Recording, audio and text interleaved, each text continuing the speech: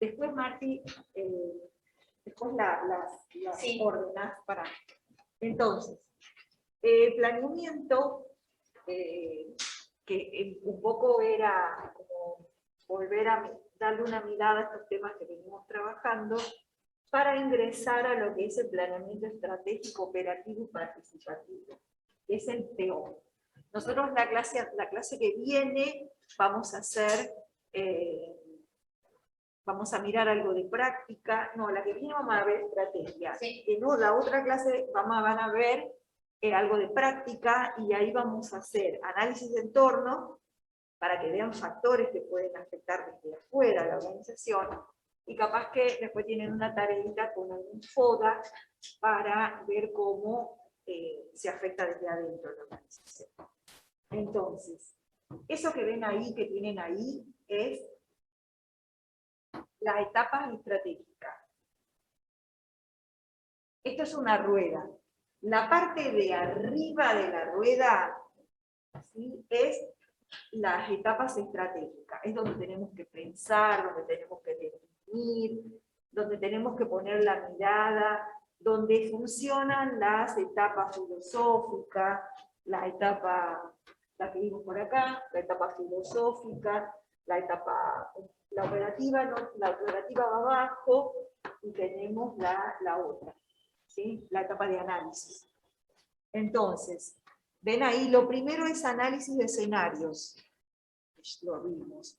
Lo segundo que miren acá es la definición de los valores, la visión y la misión, que en el planeamiento estratégico participativo tiene la diferencia con cualquier otro planeamiento estratégico común, de que los valores son comunes, ¿sí? Los valores son comunes, la visión es compartida, porque toda la organización se tiene que sentar a pensar qué quieren para ellos.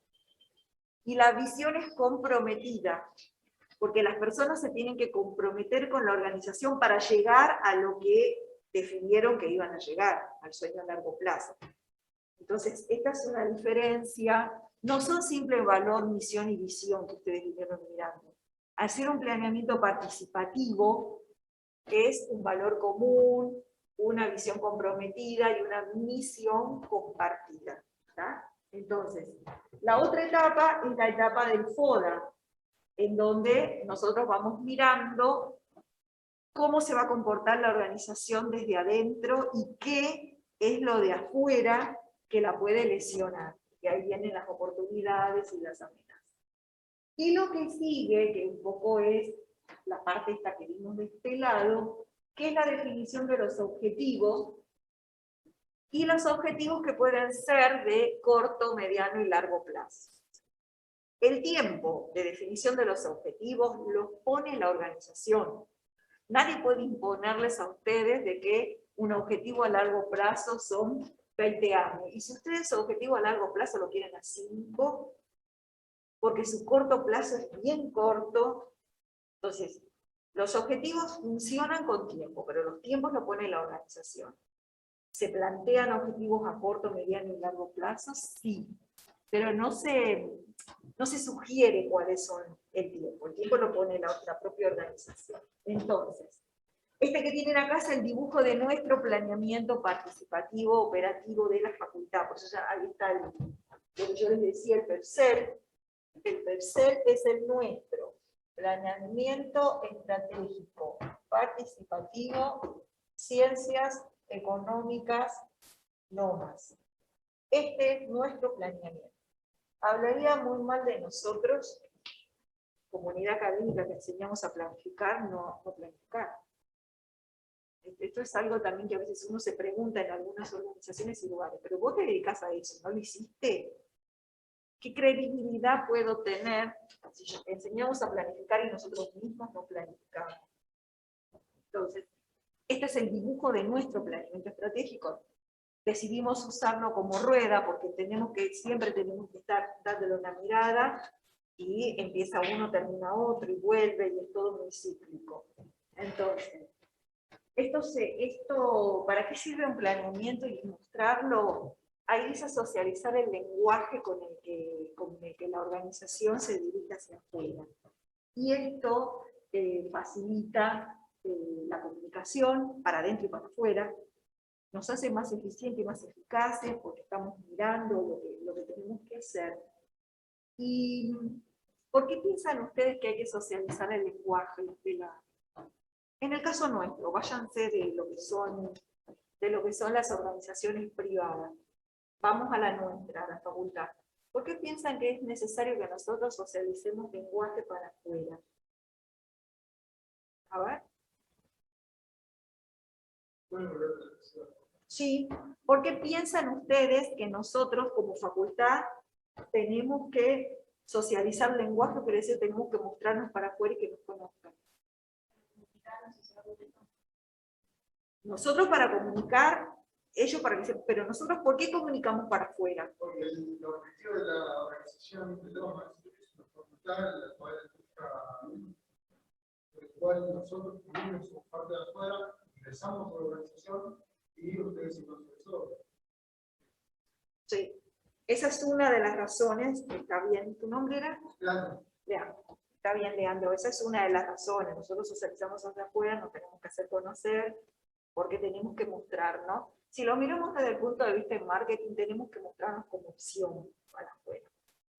Pero hay una razón mucho más importante en el caso nuestro, y así debería ser para todas las organizaciones públicas, que es el que nosotros nos funcionamos gracias a los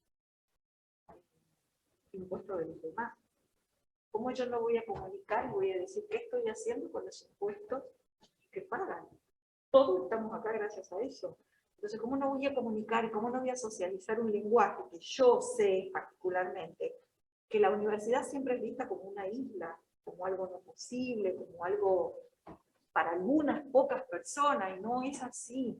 La universidad es para todo el mundo que tenga la voluntad de querer hacerlo y que tenga los requisitos y las condiciones para ingresar. Y yo me tengo que ocupar de comunicar eso hacia afuera.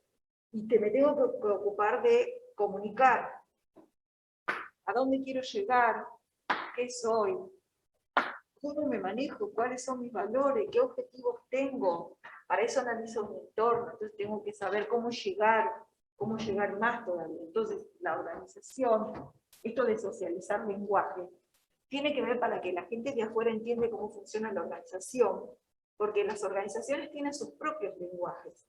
Esto lo deben haber visto cuando vieron cultura organizacional. Las culturas organizacionales de las personas son bien definidas en la organización donde están. Es como ustedes cuando le quieren explicar a algún familiar lo de la facultad. Entonces lo primero que le preguntan, ¿en qué año estás? No, porque yo no estoy en un año, porque voy haciendo las materias por correlatividad. Entonces me empiezan a mirar con, ¿estás en primero o en segundo? No, porque en realidad yo voy aprobando así, qué sé yo. Bueno, ¿cuántas materias tenés aprobadas? No sé, 10. Uy, pero vos haces... No, pero lo que pasa... Bueno, ese lenguaje que nosotros usamos de manera muy habitual, ellos no lo entienden. Para nuestras familias nos recibimos, y lo único que entendieron es que nos recibimos, pero todo el trayecto de lo que atravesamos en cuanto a lo que decía la profesora, no lo comprendo. Son lenguajes muy particulares, como cuando queremos explicarle alguna terminología. Bueno, me voy a hacer un trámite, pero no cursaste ese, no, lo que pasa es que tengo que ir a hacer un trámite de reincorporación. ¿Pero por qué? No. ¿Pero qué? ¿Te dejaron afuera? No, no me dejaron afuera, tengo que regularizar. Bueno, todas estas cuestiones que tienen que ver con el lenguaje que ustedes manejan dentro de esta organización, la gente de afuera no la conoce. Nosotros lo conocemos porque es nuestra cultura organizacional. Entendemos de muchas cosas y ustedes la van comprendiendo también a lo largo del tiempo que están acá. Lo que intentamos siempre dentro de la organización es comunicar de la manera más rápida posible. Tengan en cuenta que ustedes son como 9.500, más o menos, alumnos. No es tan fácil para nosotros. No son un colegio secundario de 400 alumnos. Nosotros 400 alumnos son 3 aulas. 3 aulas, y tenemos 50 y pico de aulas. Todo el tiempo funcionando, 5 turnos, de 8 de la mañana a 11 de la noche. Entonces, y nos piden más. Es imposible seguir administrando más físicamente estamos limitados, obviamente. Siempre, lo que también tienen que saber, que cuando uno planifica hay limitaciones. Entonces ustedes también tienen que ir a buscar cuáles son las limitaciones. En el caso nuestro, la limitación nuestra se inicia. Porque no podemos hacer más cosas porque tenemos esa cantidad de aulas. Las otras limitaciones, recursos. No tenemos 9.500 docentes. Todos tendremos unos 600 docentes. Que es muchísimo. Es muchísimo. Entonces, todo esto, ¿por qué? Porque los recursos no son infinitos. Los recursos son finitos, se terminan, y a veces ni siquiera encontramos fuentes para financiarlo. ¿Qué hacemos? Nosotros no somos Estados Unidos, que tenemos benefactores en las universidades. Estados Unidos, ellos van a buscar fuentes de financiamiento con benefactores. Gente que aporta, particulares o empresas que aportan. Es un peligro esa cuestión. Porque siempre el que aporta o el que invierte en algo, después quiere participar de ese algo. No es a título, yo te doy y me desentiendo. Estas cosas son muy peligrosas.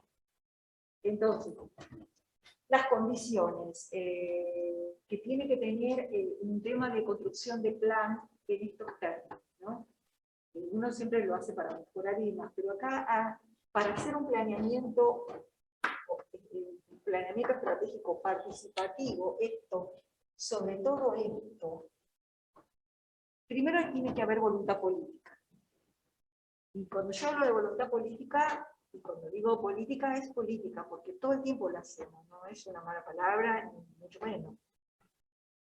Se toma de muchas maneras, pero lo que uno tiene que tener la voluntad política, la decisión de querer hacer esto. Porque se podría haber tomado la decisión, o no se podría haber tomado ninguna decisión y no se sigue. Entonces, voluntad política de hacerlo, continuidad. Yo no puedo planificar hoy y olvidarme dentro de 5 años, cuando venga otro decano, se renueva cada 4, cuando venga otro decano, diga, bueno, yo no quiero planificar, no voy a planificar más. No podés. Tenés que hacerlo, porque la voluntad, cuando se inició era esta, está escrito y dice que hay un plan. Por eso sigue la segunda parte, la de la participación, y ahí yo le agregaría la institucionalización. O sea, yo escribo y digo que debe haber un planeamiento, que se debe hacer de esta manera, se debe hacer cada tanto tiempo y demás. Te puede gustar o no gustar lo que se decidió. Ahora, si no lo querés hacer, cambialo, modificalo o anulalo. No podés no hacerlo porque está escrito. Estas son algunas de las otras cuestiones que pasan en los planeamientos estratégicos y en las administraciones más públicas. Hay cosas que se hacen durante un tiempo y después se dejan de hacer. Y entonces uno se pregunta, ¿pero no había una ley que decía que eso había que hacerlo? Sí, pero el que vino decidió que no lo hacía. O no sabía que la peor parte es cuando, lo digo con conocimiento de causa, cuando uno llega a algunos lugares públicos y precisa, claro, la nueva siempre pregunta, y pregunta, y pregunta, y pregunta. Digo, pero acá había algo escrito que había que hacerlo. Sí, bueno, pero el jefe que vino no lo quiere hacer. Pero es que no es una decisión de él si lo quiere hacer o no. Acá está escrito y hay que hacerlo.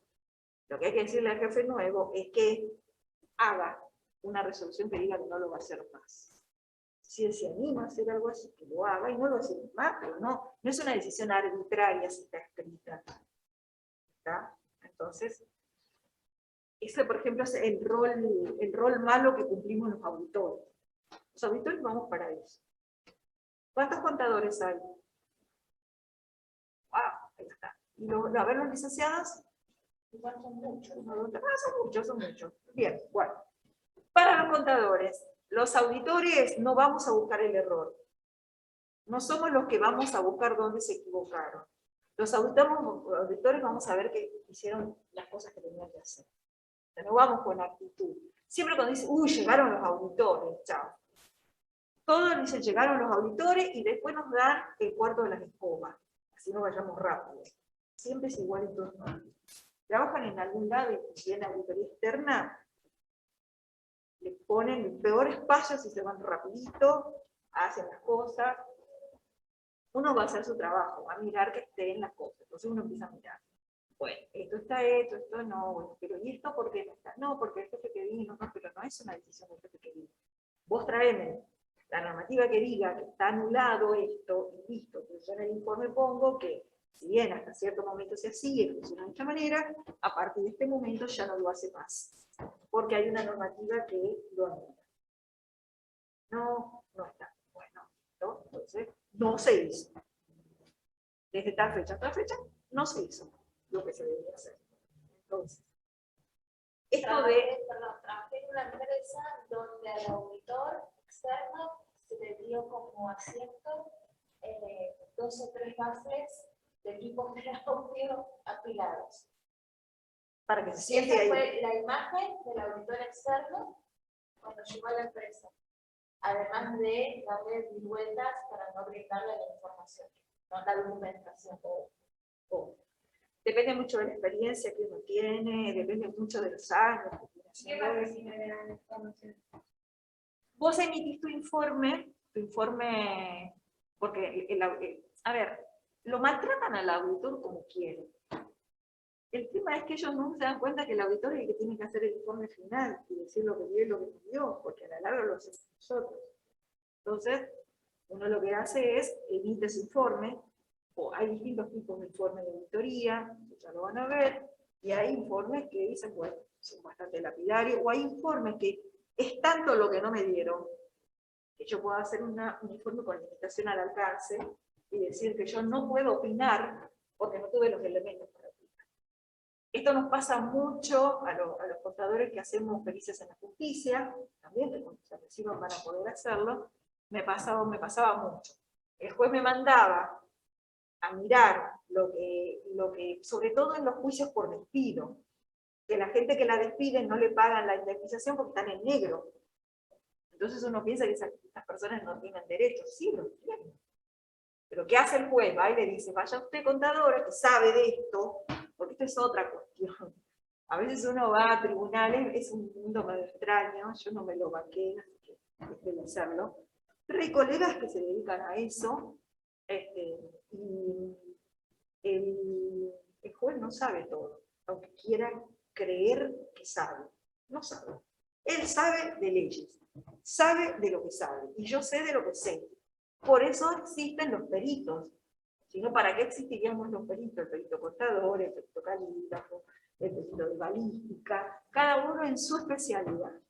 Entonces él me manda a mí, soy los ojos del juez, y me manda a mí y me dice, vaya y vea esto, vea esto, vea esto, vea esto. Y me lo tienen que dar. Y si no me lo dan, yo hago el informe y ya está. Entonces le digo, después viene toda la cuestión con el abogado y dice, no, pero usted, no, a ver, yo voy a opinar sobre lo que vea. Yo al libro diario no lo vi, al libro inventario balance no lo vi, no vi el libro, no vi las liquidaciones, no vi sus recibos de sueldo. Y usted nunca le hizo los aportes, ¿qué quiere que diga? ¿Que lo vi? No lo vi. Yo, como contador, nosotros siempre trabajamos sobre documentación respaldatoria, lo que ustedes conocieron como documento comercial, más los libros obligatorios, los diarios, la justicia. Entonces, no tengo eso, no opino, ya está, no hay mucho tema. El tema es que a veces no entienden eso, te tratan mal, no te dan las cosas y después quieren que el informe salga bien. Y no es una cuestión de que me maltrataron por eso, no, sale mal el informe porque no tenían las cosas, no hay mucho. Pero otro día les voy a contar mis aventuras por el país. ¿Sí? Qué raro. ¿Qué será el tema de la... ¿Probaron subir el volumen de su... ¿Probaron sus compus? ¿Quieren Sí, que te... somos casi todos que coincidimos con el tema del micrófono. Ah, No se les mira, escucha. vos sabés de que tengo el micrófono ambiental acá arriba de mi cabeza. Soy media petacona, pero bueno, pero lo tengo acá nomás, ¿eh? Bueno, ahora vamos a avisar, Martín, porque eso también me parece que pasó en otra aula. Vamos a avisar a sistemas. viene la otra etapa. No, yo les decía que en algún momento después les voy a contar, porque yo fui auditora de la Nación unos 10 años, 12 años, más o menos. Y para mi experiencia, por suerte, ¿no? La verdad que fue un trabajo complicado, muy complicado, pero lo hice durante todos esos años. Me tocaba auditar los préstamos del exterior. Todo el dinero que venía del exterior había que auditarlo. ¿Quién lo hace? El organismo de Contralor Externo del Estado, que es la Auditoría General de la Nación. Cuando vean administración del sector público o contabilidad pública, iban a mirar todas las leyes estas que son de Contralor del Estado. Porque nosotros somos, si no somos la única, somos una de las poquísimas facultades de ciencias económicas del país que tienen materias orientadas a lo público. Ustedes tienen contabilidad pública, tienen finanzas públicas, administración del sector público, ¿sí? Son materias orientadas a lo público, que no lo tienen en otras universidades, porque nosotros pensamos que ustedes tienen que poder resolver problemas de lo público y lo privado. Ni hablar de lo público, porque ustedes se formaron en una universidad pública, ¿cómo no van a estudiar cómo administrar la organización pública? Fue muy interesante, aprendí muchísimo, viajé muchísimo, pero vi las cosas más extrañas, insólitas y desastrosas que me tocaron ver. ¿Por qué? Porque cuando llega el auditor, yo hago como, imagínense, si estamos acá en Buenos Aires y viajamos a las provincias, es como si fuera otro mundo, otra vida. Entonces ellos hacen las cosas como les parece, no las hacen, porque no controla nadie, no controla nada. Pero como esto era dinero que venía de afuera, que había que pagarlo, y que se sigue pagando, y que vamos a seguir pagando, porque siempre vamos a tener problemas con esto. Lamento en el alma decirles que esto siempre va a ser una búsqueda eterna de fuentes. Es un país complejo para los cielos. Se pide afuera, para cosas específicas, no para cualquier cosa. O sea, hay lo que viene y que se usa en cualquier cosa, sí.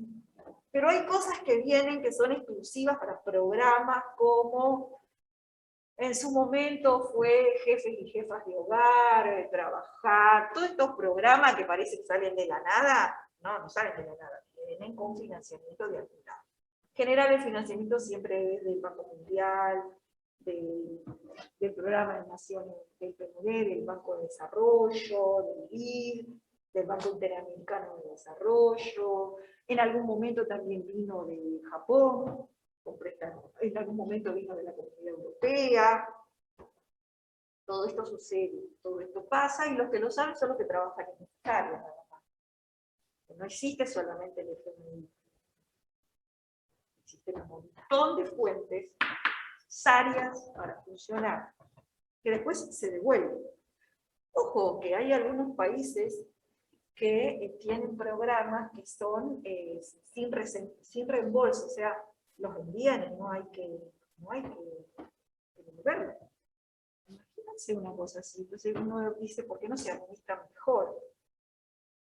Pero así me tocó, la verdad que lo peor fue el programa materno-infantil.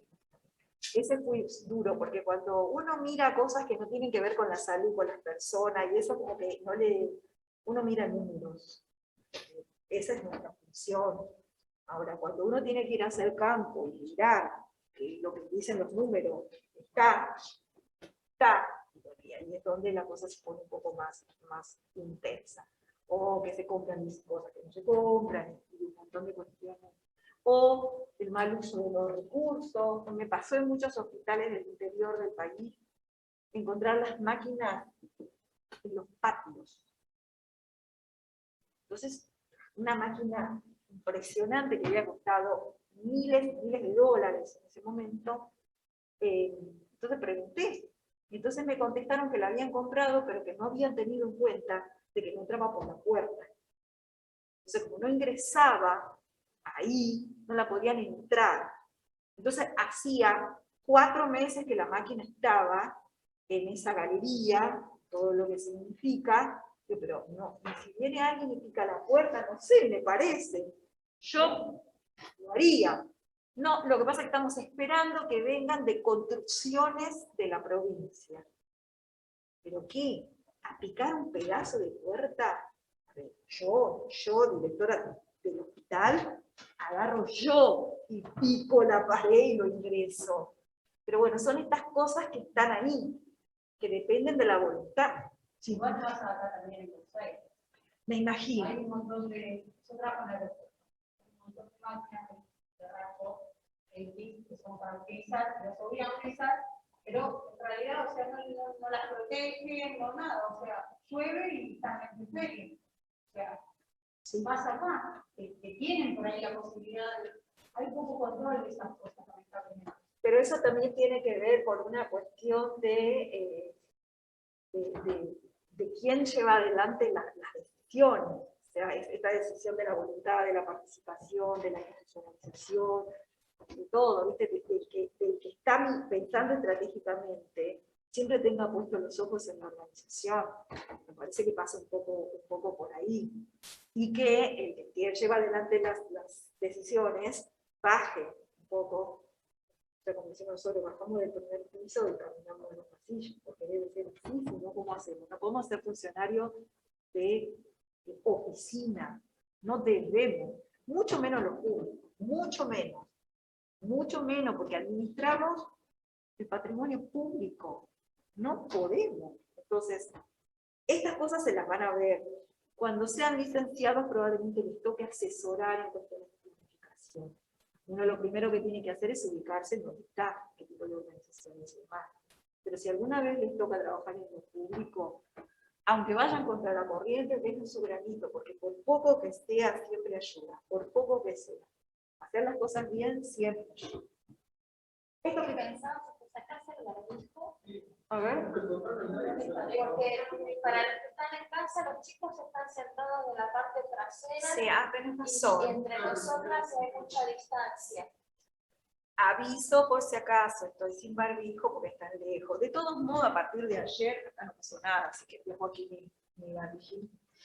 El tema es el siguiente. El tema de que si yo no trabajo en la parte de arriba de la rueda, no voy a poder trabajar en la parte de abajo. La parte de abajo es una consecuencia de lo estratégico. Entonces, La retroalimentación. exacto. Lo primero que tenemos que ver es el tema de los planes. Acá digamos como que parte la etapa 5. Planes, programación, programas. Entonces, se hace como una especie de cono. Después viene, hago el plan, lo implemento, y después viene la etapa 7, que es la que habla de seguimiento y control. El seguimiento estaría por acá, ¿sí?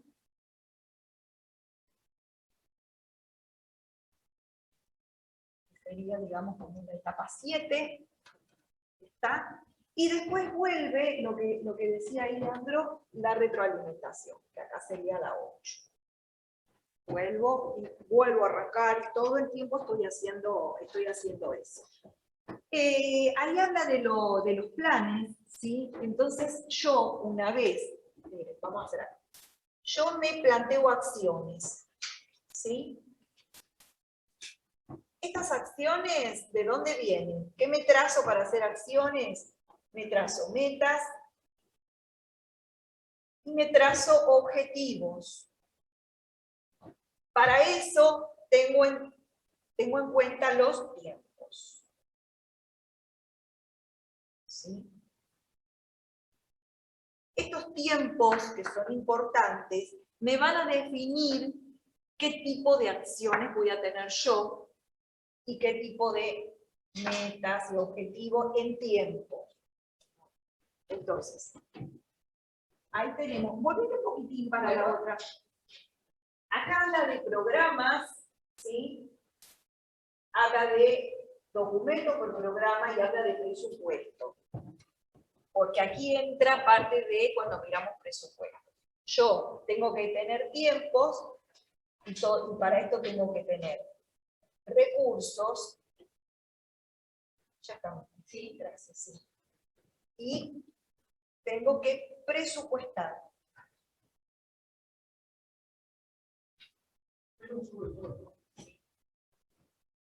Y ahí nos vamos a detener un poquitín en lo que tiene que ver con los planes. Porque en realidad todo el mundo planifica, y obviamente que los planes que tiene. ¿Se acuerdan de la pirámide? Cuando trabajamos con la pirámide que teníamos 3 partes, que acá teníamos lo operativo, que aquí teníamos lo táctico, y acá teníamos lo estratégico, ¿se acuerdan? Bueno, todos tienen planes, todos trazan planes. El tema está en el nivel de detalle. Siempre el operativo es el que se preocupa del qué hacer, el cómo hacer, porque es lo cotidiano. El operativo es el día a día. La persona que está en el día a día haciendo eso es el que se ocupa de estas partes. Entonces yo tengo los planes operativos, que es lo cotidiano de la organización, y ahí entra lo que nosotros llamamos como una especie de gráfica de cono.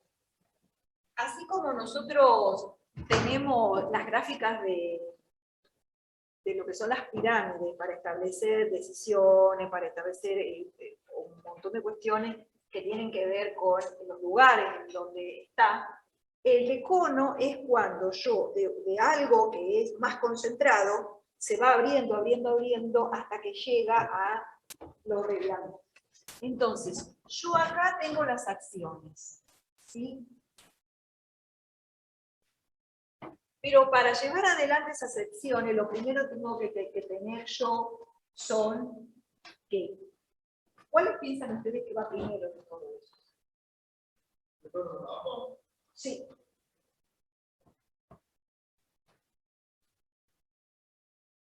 Para llevar a cabo las acciones, Sí. los procedimientos. ¿Por qué? Porque tenemos que tener los planes relacionados con cómo vamos a llevar a cabo las acciones. Bien. ¿Alguna otra idea? A ver, en casa. A criterio, ¿cuál sería lo primero que habría que hacer? ¿No serían los presupuestos, profe? Presupuesto podría ser. Podría ser cualquiera. Programación. Podría ser cualquiera, exacto, pero habría. ¿Por dónde se comienza? Es otra vez, es el pensamiento estratégico lógico que tiene el que hace.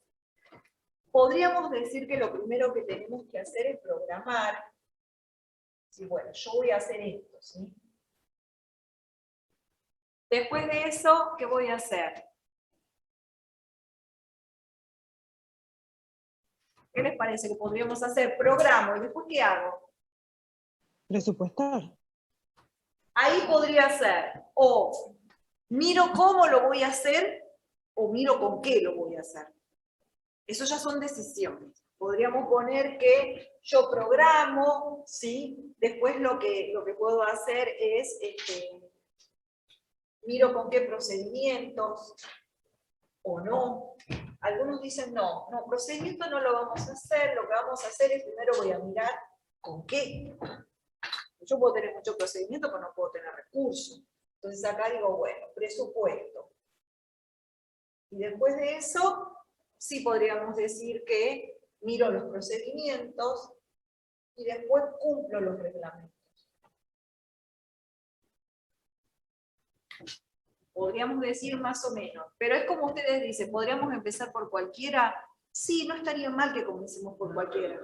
O uno puede decir, bueno, no sé, yo primero miro qué presupuesto tengo, después programo, después veo cómo lo voy a hacer y después miro. Depende de la organización. Yo, por ejemplo, no vería qué tengo y en base a lo que tengo. Yo primero veo qué quiero hacer y cómo consigo los recursos para llevar a cabo lo que quiero hacer. Está bien. Y después mirás el presupuesto y decís, bueno, estoy limitado en esto y en esto. ¿Puedo ir a buscar más? ¿Dónde puedo encontrar lo que me falta? ¿Tengo posibilidad de encontrarlo? Y ya está. Sí, por eso están colocados en una línea así media recta, para que ustedes vean que pueden ingresar, pero no puede faltar ninguno. Pueden, arrancar, pero no puede faltar ninguno de esos. Y ahí entra a jugar también lo que ya vieron, que son las tareas funcionales. Lo que vieron hace un par de clases para atrás. Bueno. Y acá también podemos utilizar lo que se llama el tema de la diferencia que hay entre el plan y el programa. Ustedes van a escuchar ahora que hay un montón, dice el programa, no sé, seamos felices, el programa, sigamos estudiando, no sé, cualquier cosa. Y hay un montón de programas, y uno dice, pero ¿es lo mismo? Programa, plan. ¿Qué diferencia hay en que me diga que es un programa? ¿Dónde está ubicado el programa? El programa en general viene después de las acciones, después de los objetivos, después de todo esto, dice, bueno, y lo voy a hacer bajo el nombre de programa tal. Y entonces adentro de ese programa yo puedo subejecutar, como se dice, recursos y demás, o ya desde antes, desde la acción, y cuando yo ya programa, digo, va a ser este programa que va a tener estos recursos, estas personas, y va a durar 1 año, o va a durar 2 años, o va a durar lo que tenga que durar, dependiendo cuál es el objetivo del programa.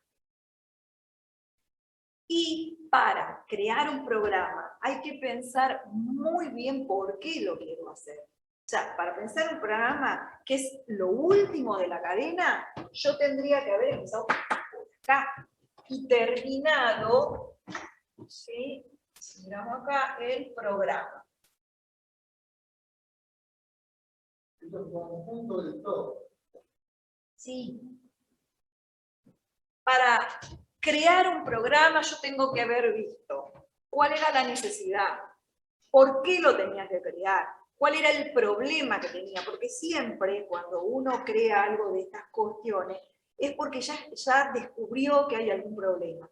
¿Cómo lo va a resolver? Tengo que ver qué objetivo, con qué persona, con qué presupuesto, de dónde voy a sacar el dinero, qué tipo de plan va a ser, si va a ser un plan de largo plazo, de corto plazo. Bueno, entonces, el plan operativo en general es un curso de acción, determinada de hacer de alguna manera las cosas, ¿no? Como por acá habla de que tiene un periodo limitado, ¿sí? Sobre todo, y que está destinado a cumplir algún objetivo definido. Y en general, cuando uno planifica algo es para resolver algún problema. Entonces, después que eso se haga bajo un programa definido, es lo mismo. Antes de eso tiene que haber sucedido todo esto. El problema es cuando nada de esto sucede y de la noche a la mañana yo me levanto y digo, hoy voy a hacer un programa de nos lavemos todas las manos. ¿Y por qué lo hago? ¿Con qué recursos? ¿Es necesario? ¿Qué problema tengo para hacer el programa ese? ¿Se va a cumplir? ¿Quiénes lo tienen que cumplir? ¿Bajo qué requisitos? Claro, puede haber un programa sin una previa planificación de todo. Exacto. Y uno siempre se pregunta cuando recibe, lo digo porque lo recibo a veces a nivel educativo, es compleja la cosa. Y entonces yo me siento y miro, ¿quién hizo este programa? ¿Nunca entró a un aula y hizo este programa? ¿Nunca dio una clase? ¿No sabe cómo funciona? ¿Cómo me va a decir que vamos a hacer esto? ¿Para qué me sirve? ¿Para qué me da toda esta plata para comprar libros? Yo tengo mi propia biblioteca y cada una de las unidades académicas donan. ¿Por qué gastan todo este dinero en que compremos bibliografía que no uso, que no me interesa o que no la necesito? Entonces te dicen, pero otras universidades, listo, otras universidades. Entonces, si no existió esto, al menos hagan un análisis por regiones. Todas las regiones no son iguales en Argentina, no tienen las mismas necesidades. Y las universidades no funcionan igual, que por suerte somos autónomas y tenemos nuestras propias leyes, nuestro propio funcionamiento.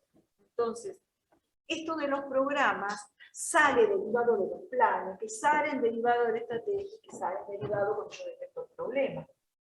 Pero el problema no es igual para todos. Entonces, en las organizaciones privadas es más simple esto. Porque la organización privada no mira más allá de su propio ombligo, a no ser que tenga exigencias de cumplimiento de responsabilidad social. Ya cuando tiene obligatoriedad de responsabilidad social empresaria, ahí ya pasa por otro lado. Pero si no, ellos miran, tienen como una mirada un poco más corta, Por eso existe la responsabilidad social. un poco impuesta. Un poco impuesta. Sí, sí, sí, un poco impuesta. Ojo que hay organizaciones privadas que trabajan muy bien lo público, que son de aportar, que son con una mirada un poco más humana, se puede decir, pero el tema es que no es tan fácil. Ahora, el programa, miren lo que dice ahí. El programa es un conjunto de políticas.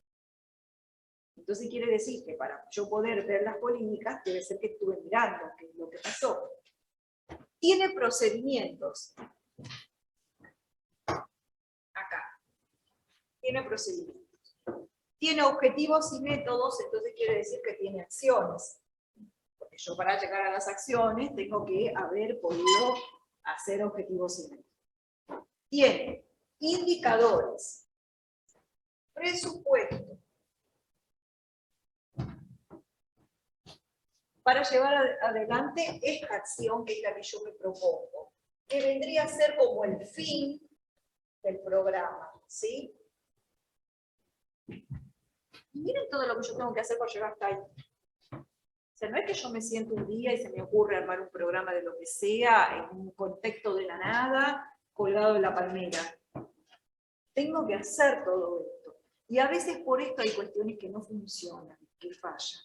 Porque toda esta cosa previa no está hecha. Todo, me parece que en la clase anterior hablábamos que la estrategia no es algo de reacción, es algo pensado, algo mirado, algo estudiado. No es que yo actúo por reacción. Me pasa esto, reacciono, hago esto. Acción-reacción no sirve en la administración, en la gestión. Uno no puede estar reaccionando, improvisando, ya esto lo habíamos mirado al inicio de la materia. Bueno, acá tienen un poco cómo funciona. Nosotros vimos los planes operativos, que eran los demás de día a día. Pero en tipos de planes también funcionan los planes estratégicos. Y miren de dónde parte. Parte de la meta, que es lo primero. Después viene la estrategia, que es la mirada esa abarcativa. Entonces, ahí, para que esto suceda de un lado y del otro, hay lo que se llaman actividades recurrentes. Actividades que se hacen todos los días, todo el tiempo. Hay cosas que se hacen todos los días y hay cosas que no se hacen todos los días. Y eso pasa en todas las organizaciones. Entonces tenemos los planes estratégicos, que son los abarcadores. Después vienen los planes operativos, que son los del día a día. Es como que yo viniera bajando en la pirámide. Y después de los planes operativos tengo planes que son permanentes, que se hacen siempre. Y después tenemos lo de uso único, algo que se hace solamente por ese momento para algo determinado y no se vuelve a hacer. Y la derivación de eso es distinto. ¿Por qué? Porque los planes permanentes requieren de políticas, de procedimientos, de funcionamiento y de reglamentaciones. En general el permanente todo el tiempo. Bueno, la política de la empresa es esta, y se hace eso de esa manera siempre. ¿Sí? Con unos procedimientos, con unos métodos y con unas reglas establecidas. Los planes únicos también salen de lo operacional y en general los planes únicos se tratan por programas en general. Ojo que los planes permanentes también se desarrollan bajo programas, pero los únicos en general son así, porque termina el programa y termina ese plan. Es un programa por tanto tiempo, por tantos años, no se desarrolla para siempre. Cuando se trata de planes únicos, en general se hace por programas, y dentro de ese programa hay proyectos. Quiere decir que dentro de un mismo programa puede haber distintos proyectos.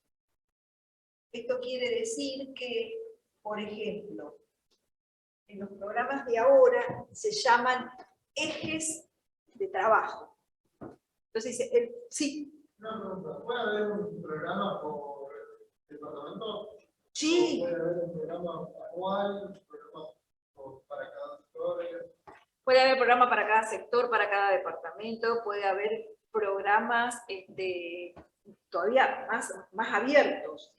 Y puede haber un programa que se englobe a todo, o puede haber, por ejemplo, un programa para esta área y esta área. Por ejemplo, nosotros, hablo de lo que conozco, la Secretaría Académica funciona por programas, siempre funcionó así, siempre funcionó así. Y tenemos todos los programas que derivan de nuestra misión, nuestra visión y de nuestros valores comunes. Entonces, si mi valor común es la excelencia académica, yo debería tener un programa de capacitación permanente de docencia, o debería tener carrera docente, o la facultad debería tener posgrados orientados a que la calidad de la enseñanza sea mejor. Y todo eso se va armando.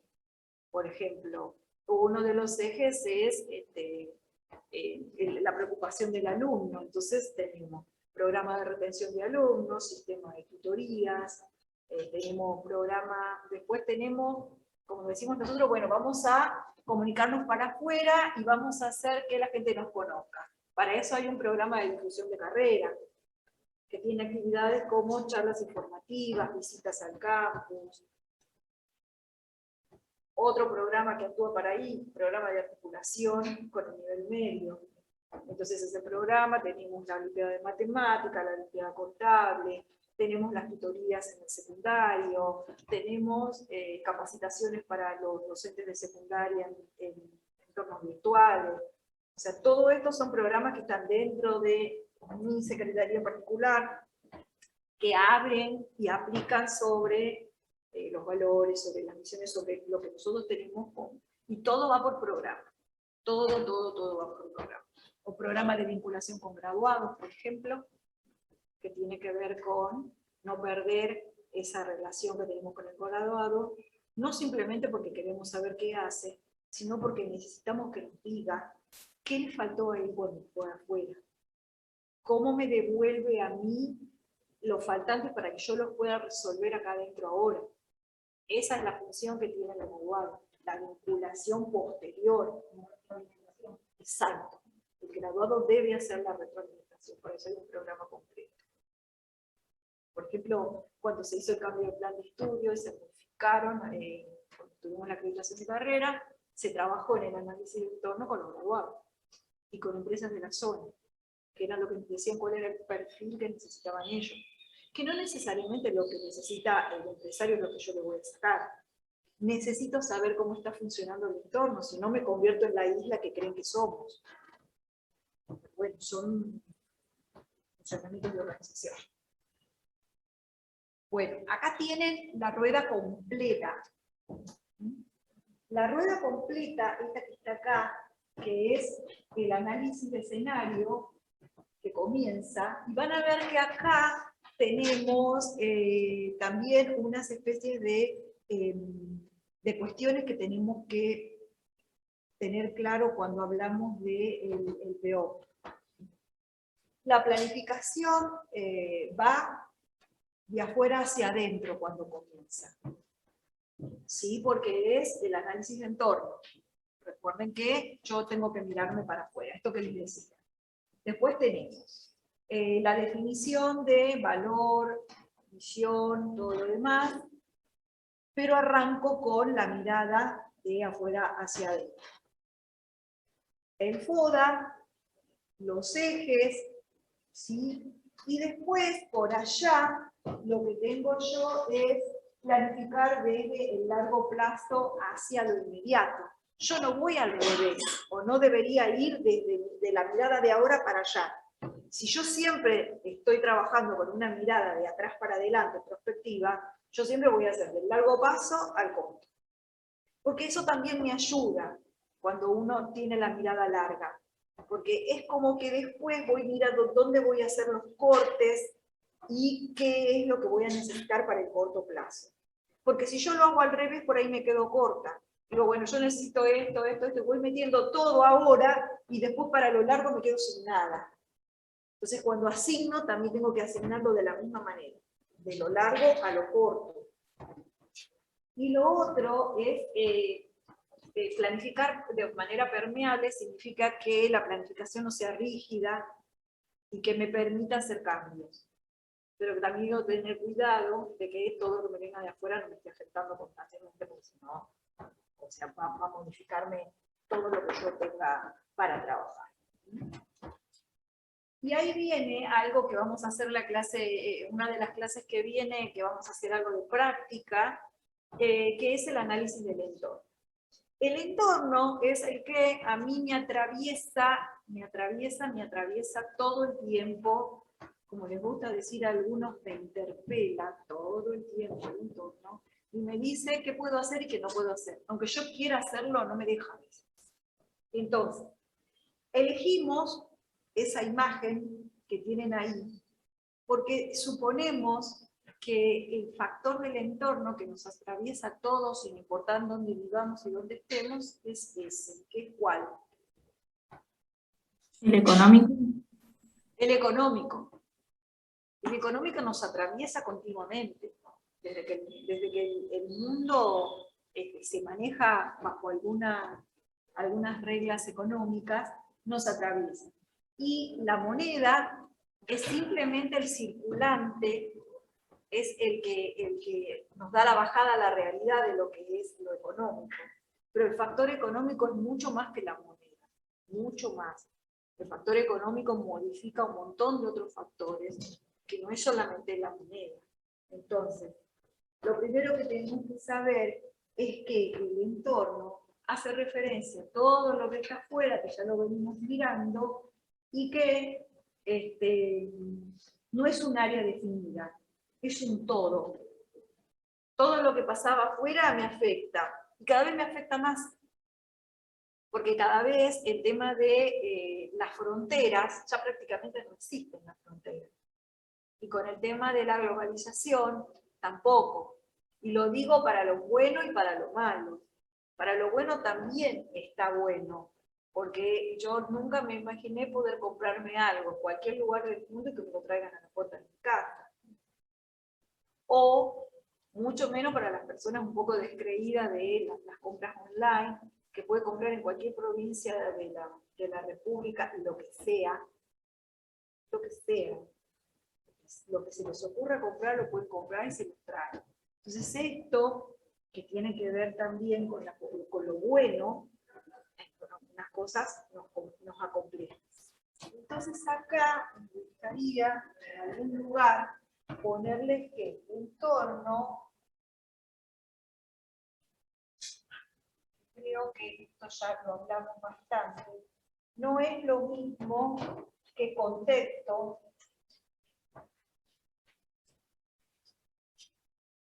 y no es lo mismo que ambiente.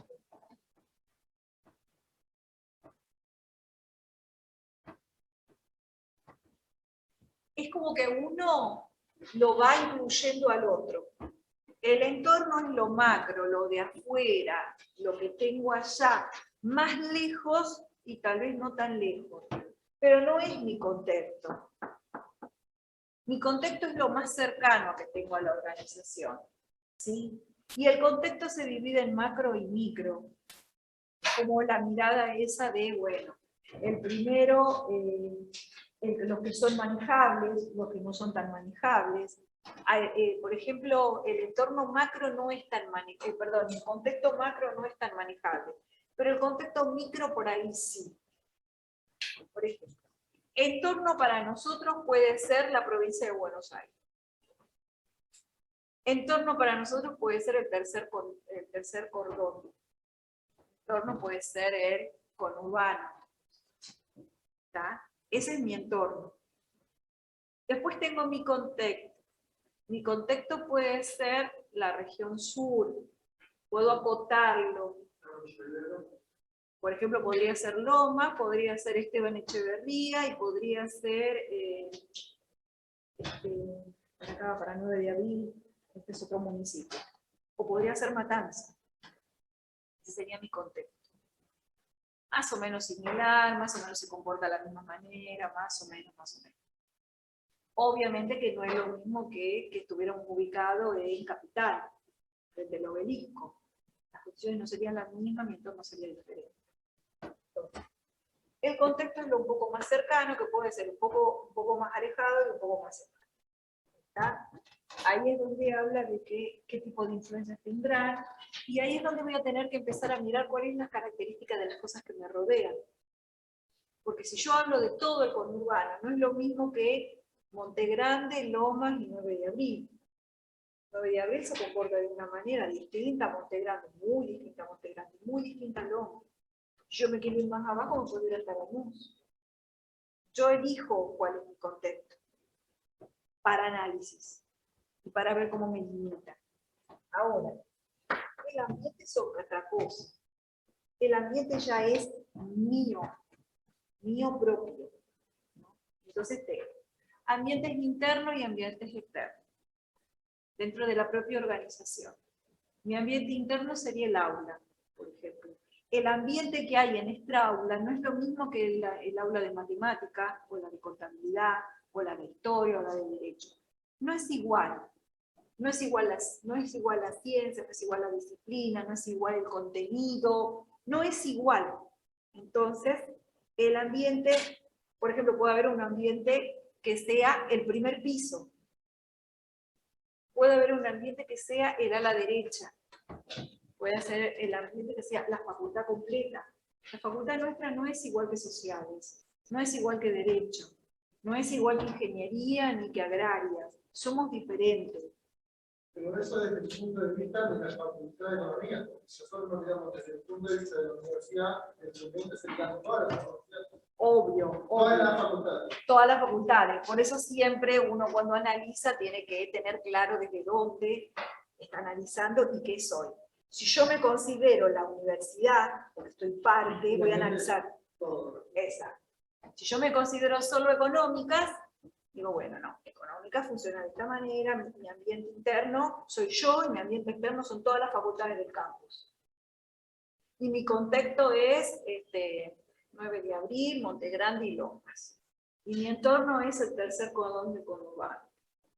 Análisis. Cuando yo delimito físicamente eso, ahí recién comienzo a buscar los problemas que me trae estar inmerso en esos espacios. Ahora, si yo quiero tener una mirada corta, ¿puedo? Sí puedo, pero no es recomendable. Entonces, esto que habla de los ambientes, tienen acciones tanto directas como indirectas. Y acá me quiero detener un poco más que lo otro que es conceptual que lo tiene. Las acciones directas son las acciones que vienen de los grupos de interés. Y los grupos de interés los van a ver ahí en el material que tienen para leer, que habla de stockholder, que vendrían a ser los actores en inglés. ¿No? Nosotros en la administración tenemos muchas palabras en inglés, y son solamente los actores. ¿Qué tipos de actores tengo yo para analizar? Los actores de adentro, los actores de afuera. Bien. ¿Cuáles son los actores de afuera que hacen que yo tenga que pensar en acciones que directamente me van a afectar a mí? Y ahí tengo a los sindicatos. Ni hablar. Yo puedo hacer 1.000.000 de cosas acá. Y hacen un paro de transporte, ¿y qué hago? ¿Yo lo puedo manejar? No. Son actores de acciones directas que están afuera mío y que me crean todos los problemas del mundo. Entonces, otro actor podrían ser los proveedores. Si el proveedor decide no venderme, recuerden ahora cuando vean Porter, van a ver lo que uno llama las barreras de entrada, de salida, y el poder que pueden ejercer los proveedores y los clientes. Un ejemplo tonto, ¿vieron cuando sube la verdura? Que todo el mundo está, no consuman tomate, no consuman esto, no consuman... Bueno, eso es el poder del consumidor. Si el consumidor le hace caso a eso, nadie va a consumir tomate. Y teóricamente se van a llenar de productos y en algún momento lo van a tener que vender y van a tener que bajarlo. Eso es lo que uno cree, no siempre funciona así. Pero teóricamente eso es lo que uno llama el poder del consumidor. También el proveedor tiene poder, porque si es único, es el único que me vende. Y entonces no me queda otra. Claro, depende de la variable.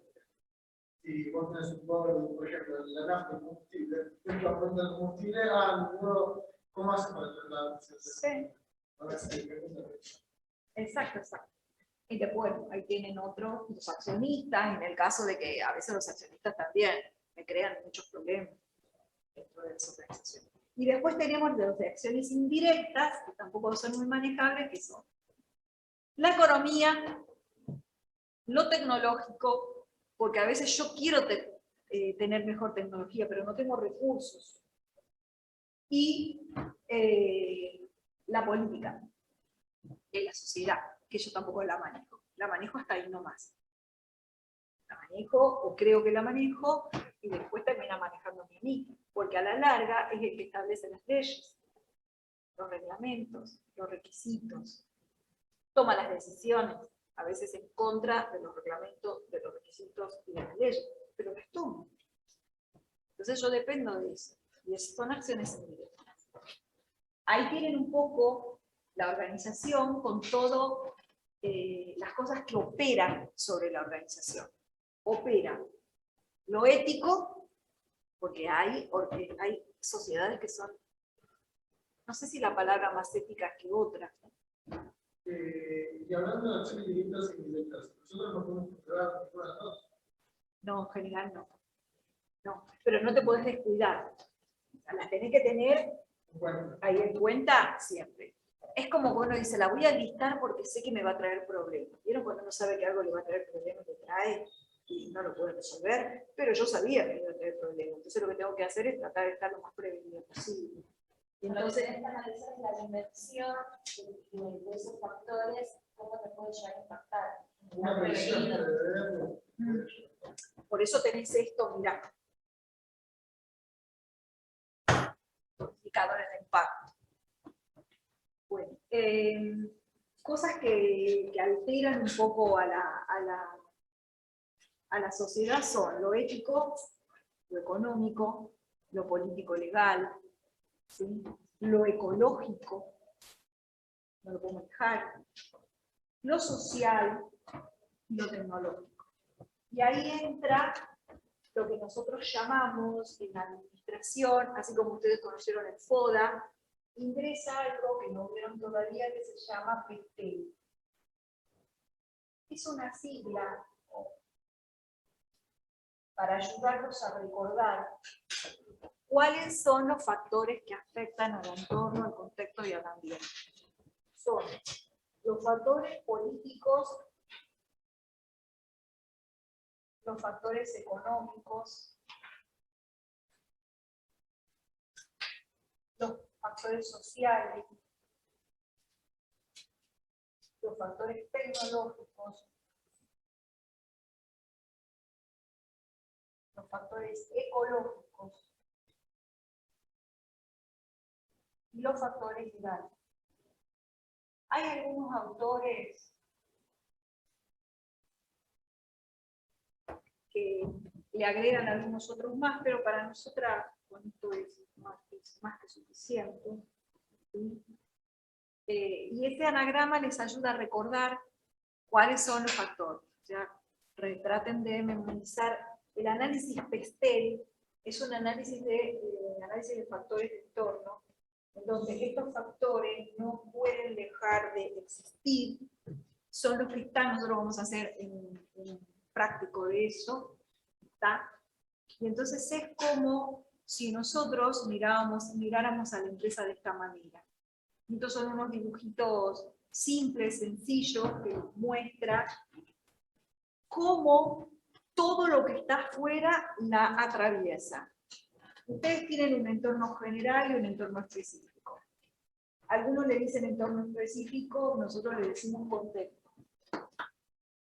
Van a leer autores que le dicen entorno cercano, entorno específico. Para nosotras contexto. Y el entorno es lo que ellos le llaman entorno general. O algunos le llaman entorno remoto. Porque está lejos, pues puede o no pasar. Y después está el entorno interno, o la parte interna de la organización, que para nosotras es ambiente. Lo digo porque a lo largo de la carrera van a leer distintos autores que le dan distintos nombres, pero en base en lo mismo. Entonces miren allá, me corro de acá, lo que está en casa, miren cómo afuera están todos los factores del sistema. En el que tienen ahí a la izquierda, de color violeta, hay tienen. Algunos acá en los sociales le aumentan la cultura, porque lo cultural, yo no hablo de la cultura organizacional, hablo de lo cultural. Yo no puedo ir a poner una fábrica de bikinis en Irán. Estaría muy mal de la cabeza. O sea, las mujeres ni siquiera pueden salir a la calle, yo voy a ir a vender bikinis. Es una locura. Pero bueno, estas locuras las empresas a veces las cometen. Entonces, el tema cultural es importante en esta análisis, muy importante. Eso me define y me limita. Afuera están todos los PESTEL y adentro hay algunos que tienen que ver algunas cosas, por ejemplo, miren, ahí infraestructura es algo limitante. Para todo el mundo la infraestructura es limitante, nuestra vida personal también es limitante. Entonces, la administración, el entorno natural, no es esto que les decía, no es lo mismo nosotros que estamos en un campus universitario donde ustedes no se tienen que mover en ningún lado, y si cursan todo el día, se van del aula 1 al aula 5 y del aula 5 a la 114, no salen del edificio, se van al buffet, al parque interno, van a la biblioteca. No es como esos alumnos que cursan en la delegación Barracas y después tienen que tomarse un colectivo para ir en el aula 8 que está en la delegación Paternal, salen de la Paternal y tienen que volver a la delegación Obelisco y andan todo el día corriendo para tomar 3 clases. A ustedes no les pasa eso. No les pasa porque para nosotros no es un problema, no es una limitación, al contrario, para nosotros es una fortaleza. Pero hay que tenerlo en cuenta. Por ejemplo, el tema de ahí donde tenés la infraestructura, arriba, por ejemplo, acá hay que tener en cuenta infraestructura, el entorno natural, la competencia, depende a qué me dedique, los clientes, los proveedores, las entidades financieras, que son las que me fuentes en algunos casos. Todo eso es el entorno más específico, lo que yo necesito para funcionar, digamos, que me puede traer problemas. Y después tengo este otro que es medio parecido, que también los tiene a todos por fuera, y acá ingresan los empleados, en ese ejemplo. Allá también deberían ingresar, no los pusieron, deberían ingresar. Por eso está esta. Están los socios, los proveedores, pero acá están los empleados, el gobierno, que para las empresas privadas les trae muchos problemas. Tengan en cuenta esto de todo el tema de retenciones, todo el tema de apertura o no de los mercados, de algunas actividades, la falta de importaciones, que algunos necesitan, importar algunas cosas para trabajar, las retenciones de bienes que se dan en algunos lugares, no se los entregan a los que lo compraron, porque son de ellos. Y están guardados meses ahí, no los liberan. Es muy complejo, muy complejo. Somos un país complejo para funcionar, porque todo lo que viene de acá siempre me trae problemas, todo el tiempo me trae problemas. Entonces, con más razón tengo que hacer esto, con más razón tengo que estar ordenado y organizado. Bueno, y acá este es otro esquema parecido, que tiene que ver con lo mismo que venimos viendo, nada más que planteado ya en términos de la matriz de Porter, que es lo que van a ver ustedes en la otra clase, que tiene los proveedores, que tiene, y le aumento más cosas. Ahora ya no es el proveedor, ahora es la competencia, pero no cualquier competencia.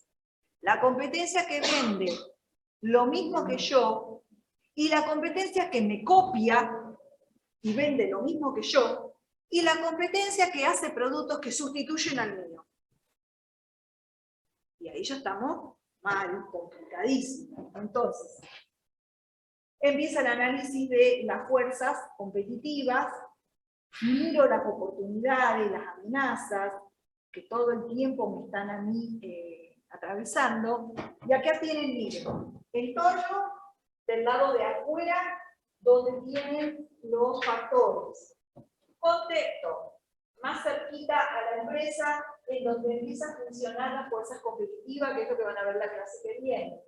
Y ambiente en la empresa, donde tengo que mirar y hacer mejora. Entonces, este esquema integrador es el integrador de lo que venimos hablando hace un par de clases ya largas, que tienen que ver con la mirada que le debemos dar al planeamiento estratégico. Fíjense cómo está el entorno, el funcionario específico FODA, también las competencias competitivas de FODA. Está todo en ese esquema, de manera que lo puedan dar una mirada. Entonces, la organización, para mirarla, esto ya se los dejo para ustedes, para que lo miren cuando suban. Estos factores son los que identifican al factor tecnológico, social, cultural, económico, político y legal, que no los podemos manejar, que vienen de afuera, que podemos estar preparados. Ahí por un lado habla de lo social cultural, que son las características, las normas, costumbres y valores de la población. Si hay poblaciones, por ejemplo, en los países que tienen poblaciones muy religiosas, hay cosas que yo no puedo hacer, porque lesionan, porque molestan, y porque yo estoy faltándole porque yo no puedo decir cualquier cosa en cualquier momento. Hay cosas que son muy sensibles. Yo tengo que tenerlo en cuenta eso. Para mí es una limitante, por ejemplo. Una limitación al alcance de lo que tengo que hacer. O de las fuerzas del trabajo, las costumbres. Son re importantes también, dependiendo del tema.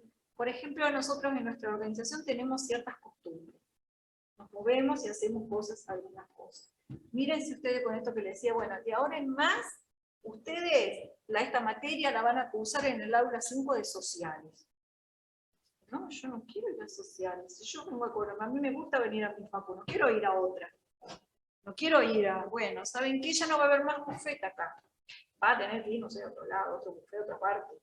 Entonces son cosas que culturalmente parecen una tontería, pero son importantes porque afectan. Pueden afectar el funcionamiento, pueden afectar un montón de cosas. Entonces, esto es importante. Y bueno, lo económico y lo tecnológico que ahora nos atraviesa. Cuando en la clase que vean práctica, veamos el análisis de distintas organizaciones, van a tener que analizar de acuerdo a un solo ejemplo. O sea, van a tener un caso y cada uno va a tener una organización distinta. Entonces van a ver cómo los factores no se comportan de la misma manera. Porque a una organización lo afecta de una manera y a otra los afecta a otra. El mismo problema los afecta diferente. Entonces, y esto es lo que vamos a ver el sábado. Y esto es lo que van a ver el sábado ya, que son la matriz, van a ver el entorno, y van a empezar a mirar cómo son las barreras de los distintos sectores, cuáles son sus competidores, qué es un producto sustituto, porque cualquier cosa no es un producto sustituto, tiene una definición, y esto también lo van a usar mucho cuando cursen administración estratégica los licenciados y cuando cursen marketing. Cuando cursen marketing van a hacer todos los análisis y se van a centrar en el producto, por sobre todas las cosas. Bueno, eso les queda ahí para mirar, son los mismos, el mismo tema, con distintos dibujos, con distintas gráficas. Así que les queda un poco ahí para analizar. En la clase siguiente vamos a trabajar con entorno y con algunos ejemplos y algunos casos de entorno. Así que, por favor, no se vayan y consultarles algo. No, listo. Yo con el tema, todo. De los presentes, Camila Plaza, ¿no está algún integrante acá o en casa del equipo Bentley? Acá, profe. Ok. Bien. Hola Matías, Camila se contactó con ustedes. Sí, creo que ya la metimos en el grupo. Ya nos habían avisado que había un Ya la agregué yo. ¿Listo? Bueno, bárbaro, gracias. O sea que ya están trabajando en conjunto. Sí, profe. Bueno, muchas gracias. Vieron, ayer les fui haciendo las devoluciones de los mapas conceptuales. Les pedimos disculpas por la demora, pero este cuatrimestre hubo un poquito de demora, en realidad no demora, sino con el tiempo que siempre nos hacen llegar los listados. Cuando era todo virtual, por ahí nos anticipaban algún provisorio. Entonces, le fuimos haciendo las devoluciones, en términos generales estaban todos bien, con algunas particularidades, pero nada mayor. Y a lo largo de esta semana van a ir recibiendo las devoluciones del bloque 1, pero no es condicionante para que ustedes ya con todos estos temas vistos hasta ahora de planeamiento avancen en el bloque 2, y con lo que vemos el sábado de el análisis de las fuerzas competitivas de Porter, van a poder concluirlo a ese bloque. ¿Está bien?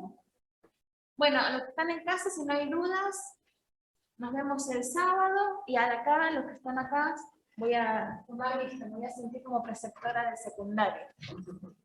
Bueno, Leandro, Chara, ¿vos estás en el grupo 1? Sí, pero la profesora Kelly también podría que podríamos venir. Igual. Perfecto, no hay problema, porque el aforo no Claro, porque tiene está la clase permitido. manual, como me gustó. Perfecto, bienvenida. Entonces, Leandro, Chara, ¿tu nombre? Sofía. Sofía, apellido. Acosta. Muy bien. Por acá. Profe, perdón, ¿los que estamos en Zoom ya nos podemos ir o va a tomar lista también a lo de Zoom? No, los que están en Zoom pueden ir. No, los que están en Zoom se pueden ir. Hasta el sábado. ¿Me dijiste? Disculpame. Gracias. Chao, profe. Muy bien, chao, por allá. Muy bien. Muy bien.